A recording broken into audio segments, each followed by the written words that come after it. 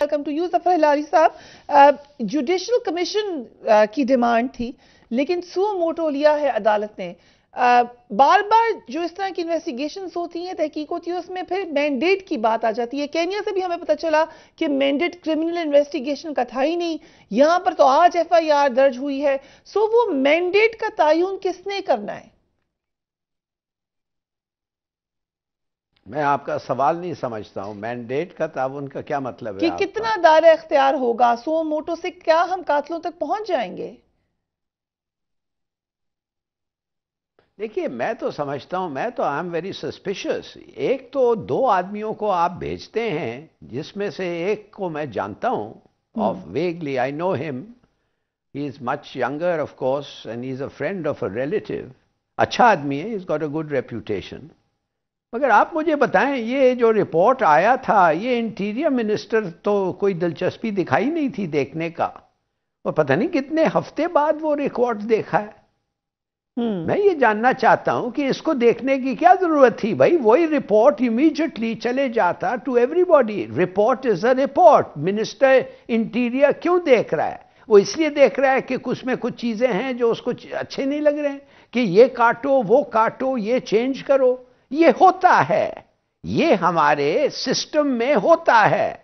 آپ یقین نہیں کریں گے، ایک پرائم منسٹر صاحب نے مجھے بلایا اور کہنے لگے کہ منٹس آف دا میٹنگ، میں نے ان کے minutes of the meeting record کیا تھا اور میں نے فار کنفرمیشن ان کو بھیجا. جو ایک دو تھوڑے کنفرمیشن مانے چینجز ہوتے ہیں، انہوں نے ایک لائن ڈال کے he wrote a completely different thing.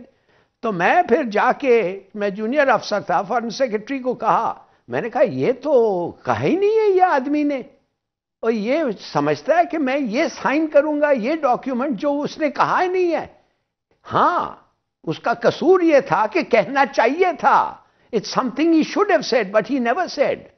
تو میں نہیں سائن کر سکتا اس کو. تو وہ کہنے لگے تم پرائم منسٹر سے لڑنا چاہتے ہو، یہ وہ. Any way that's another story.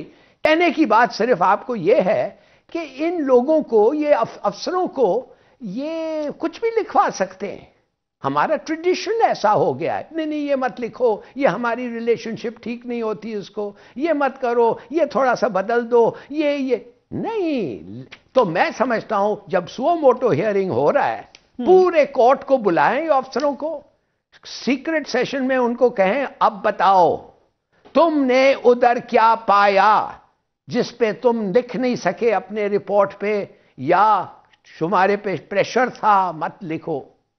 Right. I think کہ یہ تو مجھے تو بڑا سسپیشس لگ رہا ہے. ہلالی صاحب، with your background maybe آپ اس کا ہمیں بہتر بتا سکیں. سیکرٹری خارجہ اسد مجید نے آج سپریم کورٹ میں پیش ہو کر کہا کہ کینیا میں جو پیش رفت ہوئی ہے اس کا کوئی علم ہی نہیں ہے. دفتر خارجہ کا کیا رول ہونا چاہیے سر ایسے معاملے میں؟ تحقیقات کا کیسے وہ کہہ رہے ہیں کہ ان کو علم نہیں ہے؟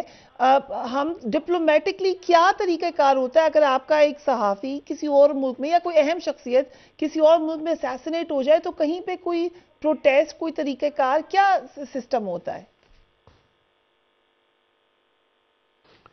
دیکھیے، کینیا کا جو پولیس ہے وہ تو میتھیکل اچیومنٹ، وہ میتھیکل سٹینڈرڈ کا ایک پولیس ہے نا، اس کو تو پوری دنیا جانتی ہے، پہچانتی ہے.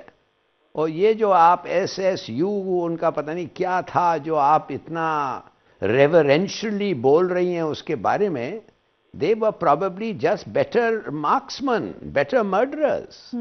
دیکھیے سیدھی سادی بات ہے، افریقہ میں رہ چکا ہوں، میں پوسٹنگ رہ چکا ہوں نائجیریا میں 3.5 سال تھا، اس لیے کہ میں نے بڑے گناہ کیے تھے. بہرحال میں 3 سال تھا نائجیریا میں، اور آپ کو میں بتا سکتا ہوں کہ سوال ہی نہیں پیدا ہوتا کہ آپ ان کے پولیس کو 2 دن میں 4 دن میں پینیٹریٹ کر کے سچ بات نکال سکتے ہیں.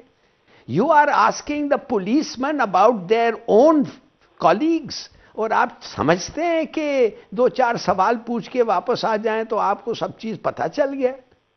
سوال ہی نہیں پیدا ہوتا ہے. میں تو سمجھتا ہوں کہ اس ملک میں بھی جب آپ پارٹ آف دا سسٹم ہیں، آپ کیسے انویسٹیگیٹ کر سکتے ہیں لوگ سسٹم کو؟ آپ کیسے؟ You have a vested interest کہ سسٹم کو ڈیفینڈ کرو. آپ نے یہ وہ جو کمیشن تھا ایسٹ پاکستان کا، آپ نے حمود الرحمان کمیشن کے بارے میں کیا پریشرز نہیں آئے تھے بیچارے پہ اس کو جھوٹ کہنے پہ؟ آخر وہ رپورٹ پہلے تو چھپ گیا انڈیا میں، بعد میں ادھر چھپا ہی نہیں ہے، ادھر وہ انڈیا میں ہی چھپا ہے۔ بھائی فار گاڈ سیک، آپ سمجھتے ہیں کہ کیا سٹینڈرڈز ہیں ہمارے، اور آپ سمجھتے ہیں کہ اس گورنمنٹ میں یہ جو آپ کا جو میڈیا ہے، ٹیل می کوئی زیادہ سینسیشنل کہانی ہو سکتا ہے اس دنیا میں کسی ملک میں کہ ایک فارمر پرائم منسٹر کے خلاف ایکیوزیشنز ہیں کہ اس کے سکسیسر کو وہ اسیسینیٹ کرنے کی کوشش کر رہا تھا؟ ایسا کیسے؟ Look at that sensational charge, اور ایک آدمی آ کے لائرز کے سامنے برٹن میں کہتا ہے، کس میڈیا پہ انکلوڈنگ ٹیلی ویژن کدھر کسی نے اس کے بارے میں بات کی ہے؟ کیا بہرے ہیں کیا کرنا چاہیے چودھری پرویز الہی کو؟ آپ کو لگتا ہے کہ وہ اسمبلیز توڑ دیں گے؟ کیونکہ لگ یہ رہا ہے کہ وہ ذرا کنفیوژن کا شکار ہے۔ دیکھیے میرے خیال میں کہ عمران خان لیفٹ ٹو ہم سیلف تو اب تک توڑ دیتا، مگر جو اور ان کے ایڈوائزرز ادھر ہیں وہ نہیں توڑنا چاہتے۔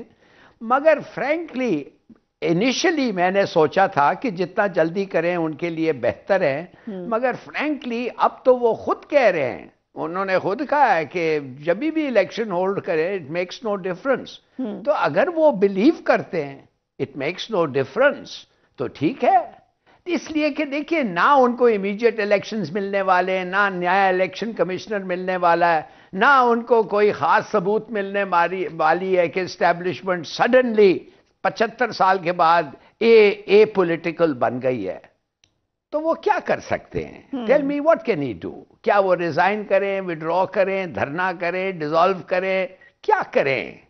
کوئی فرق نہیں پڑتا، اس عوام پہ ہے۔ اگر عوام نہیں چاہتی اور سمجھتی ہے کہ 6-9 مہینے میں وہ عمران خان کو بھول جائیں گے اور ان کا جو بھی ہے ٹھیک ہے، ٹھیک، what can you do؟ وہ کہتے ہیں نا the people get the government they deserve۔ آخر کار سو موٹو لیا گیا، لیکن لگتا یہی ہے کہ سپریم کورٹ کو بہت پریشرائز کرنا پڑے گا۔ آپ کا کیا تاثر ہے آج کی سماعت کے بعد؟ بسم اللہ الرحمن الرحیم۔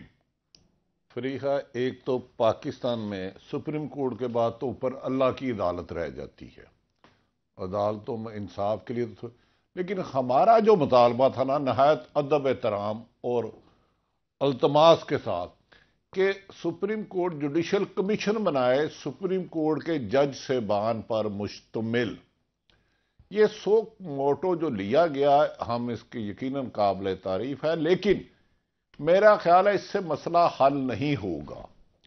اب وہ سپریم کورٹ کے جنرل جج صاحب نے فیکٹ فائنڈنگ کمیٹی، جس میں فیکٹ کے علاوہ سب کچھ ہے، فیکٹ نہیں ہے۔ میں نے اپنی زندگی میں بہت ساری رپورٹیں پڑھی ہیں، لاتعداد، میری سمجھ سے باہر ہے۔ یہ رپورٹ لکھنے والے کو تو قائد اعظم میڈل دینا چاہیے۔ بھائی یہ تو ہمارا شور مچا رہا ہے کہ ارشد شریف پر جھوٹے مقدمات درج ہیں۔ یہ تو ہم عرصہ دراز سے پوری صحافی کمیونٹی، اس کی والدہ اور اس کا خود ارشد شریف شہید اپنی زندگی میں کہہ چکا ہے، اس کے لیے پاکستان کی جگہ تنگ کی گئی۔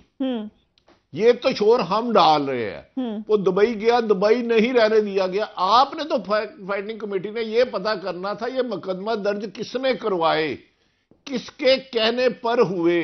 بھٹی صاحب، یہ جو انہوں نے سوالات اٹھائے ہیں یہ وہی سوالات نہیں ہیں جو آپ نے پہلے دن ہی اٹھا دیے تھے؟ سب صحافیوں نے پہلے دن ہی یہ بات کر لی تھی جو اب میں یہی تو عرض کر رہا ہوں کہ انہوں نے تو سارا سرکار کا پیسہ ضائع کیا ہے، ان کی تنخواہوں میں سے کاٹنے چاہیے۔ یہ پہلے دن 12 جولائی کو ارشد شریف صدر پاکستان کو خط لکھتا ہے، جب اس پہ مقدمات درج ہونا شروع ہوا ہے تو یہ سارے سوال میں اٹھا چکا ہوں مختلف پروگراموں میں ایک ایک کلپ بھیج دوں گا کہ ہمیں خدشہ ہے کہ ارشد شریف کو شہید کر دیا جائے گا، جھوٹے مقدمات درج ہے۔ آپ نے بھائی کینیا کی کیا انکوائری کرنی ہے؟ آپ بتائیں کہ مقدمات درج کس کے کہنے پر ہوئے؟